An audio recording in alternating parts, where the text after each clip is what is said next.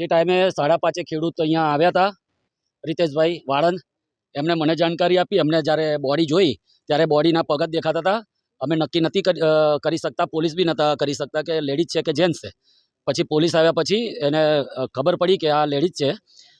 પછી એના ગતિવિધિ ચાલુ કર્યા અને બધાને બોલાવીને જિલ્લા પોલીસ તંત્ર આવ્યું અને તાલુકા પોલીસ તંત્ર એકદમ એક્ટિવ અહીંથી પીએમમાં લઈ ગયા. પછી એના ઉપર કેબલ વીંટાળે, ચાદર ઉપર કેબલ 4 આંટા મારીને ગાંઠ મારેલી હતી પ્લગ સાથે.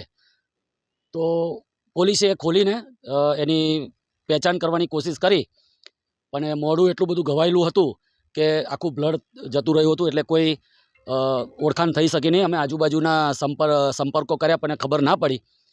પણ જેને ઉપર ચાદર ઓઢાવી હતી એ ચાદર ડીમાર્ટમાંથી ખરીદી હતી. એના સ્ટીકર પરથી આ રોહન નામના આરોપીની શોધખોળ ચાલુ કરી અને એ આરોપી મળી આવ્યો. તો શું કહેશો, આવા એકાંત જગ્યામાં લોકો પ્રેમી પંખીડા આવા એકાંતનો સમય કાઢવા માટે આવતા હોય છે, તો આ ગામ તરીકે કોઈ પ્રતિબંધન કે એવું છે? અમે પહેલાં બી આના માટે ખૂબ ઝુંબેશ ઉઠાવી હતી, પણ એવો જગ્યા બદલીને બીજી જગ્યાઓ પર જાય છે.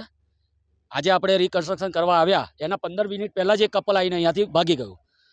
એમને કોઈની કોઈ વસ્તુની પડી નથી, એમની પોતાની જાનની નથી પડી.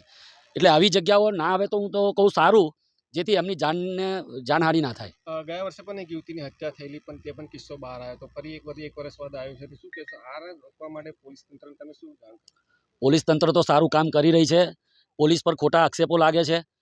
લોકો અહીંયા આવીને બેસે અંધારામાં લાભ લેવા માટે.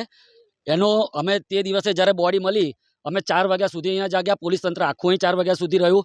પોલીસે શોધખોળ ચાલુ કરી ત્યારે આ સફળતા મળી છે. એમને તો ઘેર જઈને ઉઠીને બોલવાનું છે કે પોલીસ કશું કરતી નથી. પોલીસ તો ખૂબ કાળજી લઈને અહીં ધ્યાન રાખીને આરોપીને 24 કલાકમાં શોધી કાઢ્યો છે. તો હવે આવો બનાવ બન્યો છે, હવે તમારા ગામ લોકો થકી હવે કેવી સજાગ રહેશો, કે તકેદારી પગલાં લેશો? અમે આ જગ્યા પર નવા છે.